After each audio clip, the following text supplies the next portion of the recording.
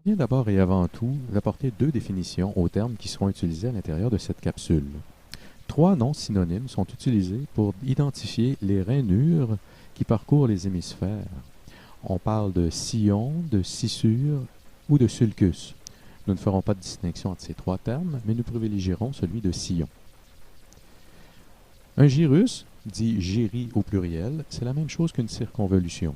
Ça désigne une bosse ou un repli qui se trouve entre deux sillons. Cette organisation du cortex, sillon-gyrus, présente un avantage dont nous reparlerons en cours. Les sillons et les gyrus portent des noms qui facilitent le repérage. Cette capsule vous permettra d'identifier les principaux. Sur cette vue latérale, le premier sillon facilement repérable est le sillon latéral, nommé sillon de Sylvius. Il sépare le lobe temporal ici, du lobe frontal au-dessus et du lobe pariétal également au-dessus. Si on écartait le sillon latéral, on retrouverait juste en dessous le lobe insulaire. En vue latérale, on reconnaît trois gyris au lobe temporal. Le premier, qui est le gyrus temporal supérieur. Le second, le gyrus temporal moyen. Et le dernier, le gyrus temporal inférieur. Le deuxième sillon à repérer, c'est le sillon central, dit aussi sillon de Rolando. Il permet de séparer le lobe frontal, devant, du lobe pariétal vers l'arrière. Le lobe pariétal va s'étendre vers l'arrière jusqu'au sillon pariéto-occipital, qui est très peu visible en vue latérale, mais qui sera beaucoup plus évident lorsqu'on verra une coupe sagittale.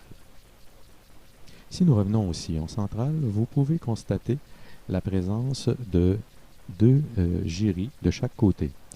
Le premier, qui est bordé par le sillon central et le sillon précentral, c'est le gyrus précentral. Le deuxième, qui est bordé par le sillon central et le sillon post-central, ici, c'est le gyrus post-central. Un gyrus important à identifier dans le lobe pariétal est le gyrus supramarginal, qui forme une sorte de bosse là, au niveau du lobe pariétal et qui est évident à la fin du sillon latéral. À la hauteur du lobe frontal, on peut retrouver trois gyris.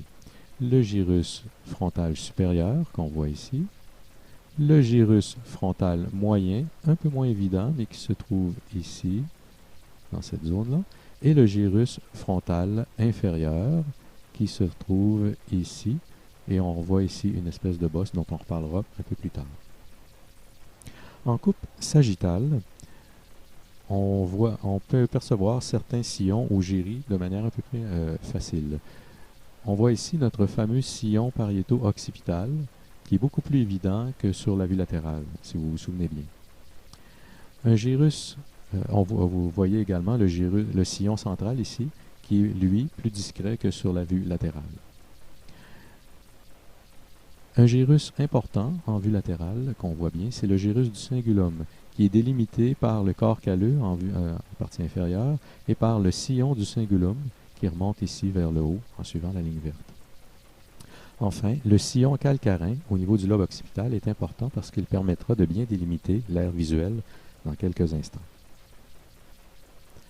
En vue inférieure de l'encéphale, si on retire le cervelet et une partie du tronc cérébral, on voit notre fissure longitudinale, on voit le gyrus temporal inférieur, ici, et on voit ici la fin du gyrus du cingulum dont on a parlé il y a quelques instants. Trois gyris pertinents sont à identifier en vue inférieure. Le gyrus droit, qu'on retrouve ici au niveau du lobe frontal, le gyrus para-hippocampique, qui se situe ici, et le loncus, qui est une espèce de repli avec une bosse comme ceci.